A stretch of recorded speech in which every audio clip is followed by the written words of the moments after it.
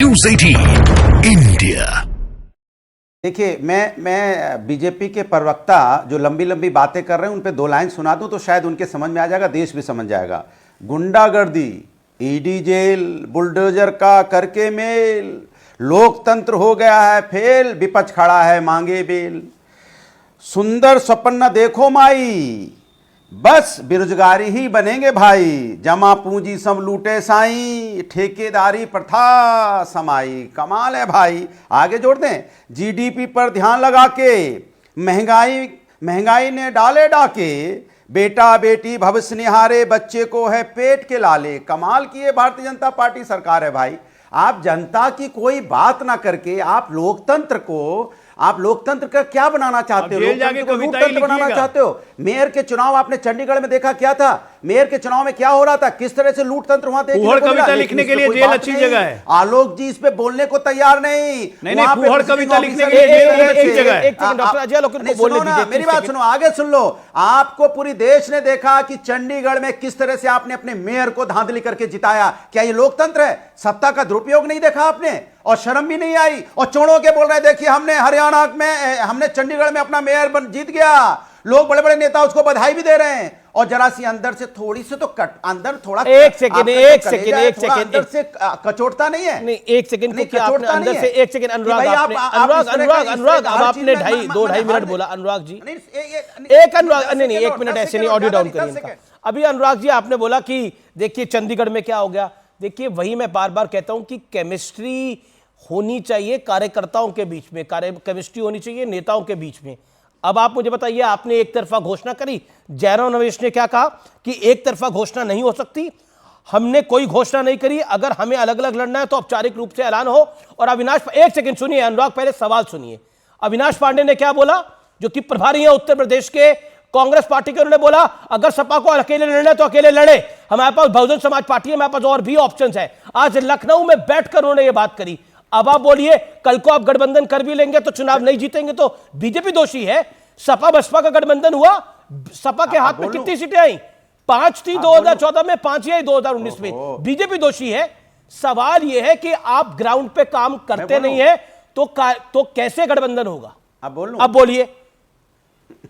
देखिए अच्छा आप बोलने दीजिए। मैंने धांधली की बात बोली थी, गठबंधन पे तो अभी आने वाला था। मैंने कहा धांधली किस तरह से सत्ताधारी दल, सत्ताधारी सरकार कांग्रेस ने आपको आईना दिखा दिया आज अच्छे से। मैं ये बोल रहा था। तो अब सुन लीजिए, अब जहां उत्तर प्रदेश में हमारे गठबंधन की बात है, 2 मजबूत दल हैं। समाजवादी पार्टी उत्तर प्रदेश में मजबूत दल है और कांग्रेस अपने अन्य राज्यों में है। जहां समाजवादी मजबूत है तो आप भाई, एक जब मजबूत नेता होते हैं तो बातें होती हैं। आपकी बात से सहमत हूं मैं। वह हम अपनी सीटें जहां हमें लगेगा कि जहां समाजवादी जीत सकती है, मैं कह रहा हूं कि समाजवादी उत्तर प्रदेश में मजबूत पार्टी है और समाजवादी यहां पे जिन सीटों पे जीत सकती है समाजवादी जीतेगी।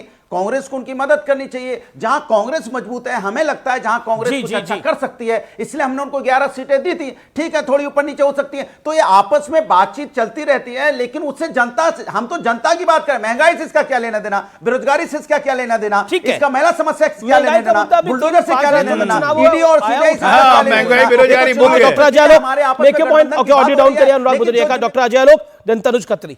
Okay doctor Ajay Alok. देखिए इन्होंने जो फूहड़ कविता सुनाई है ना, ये फूहड़ कविता पूरे घमंडियों में बांट दें। जो जेल वेल जाएंगे तो वहां पे फूहड़ कविता लिखने का एक्सपीरियंस होगा अच्छे तरीके से। ये फूहड़ कविता नेशनल टीवी पे मत सुनाया कीजिए। अच्छा, अभी अपने बात आ गई गठबंधन में सीट शेयरिंग की, तो महंगाई बेरोजगारी भूल गए। सीट शेयरिंग खत्म हो गई, महंगाई बेरोजगारी का मुद्दा नहीं रहा। अरे आप लोग इतने लालची, इतने ठग हैं, एक दूसरे को लूटने वाले ठग हैं। वो कहावत है ना कि लालची की दुनिया में ठग भूखा नहीं मरता है, वही घमंडियों का हाल है। अब भाई दी अमित जी, ये गठबंधन कभी हुआ ही नहीं था इन घमंडियों का। मैंने आपको तो शुरू से कहा था ये बर्ड सेंचुरी है। बर्ड सेंचुरी 2 महीने के लिए चलती है। विभिन्न प्रकार के पक्षी आते हैं, बैठते हैं, टाइम खत्म होता है, फुर्र सब अपना अपना रास्ता ले लेते हैं। तो इनका टाइम खत्म हो रहा है। जनवरी अंत में टाइम खत्म होना था। देखिए सब अपना अपना रास्ता ले रहे हैं, बर्ड सेंचुरी खत्म। और इसीलिए अनुराग भदौरिया वगैरह ये लोग कहीं के नहीं रहेंगे। ये सब जानते हैं हश्र क्या है।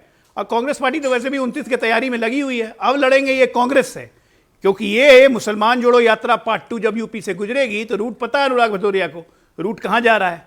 और कांग्रेस हमेशा हर जगह यही बोल रही है कि देश में भारतीय जनता पार्टी से सिर्फ हम लड़ सकते हैं, लोकसभा में सिर्फ हमको वोट दो।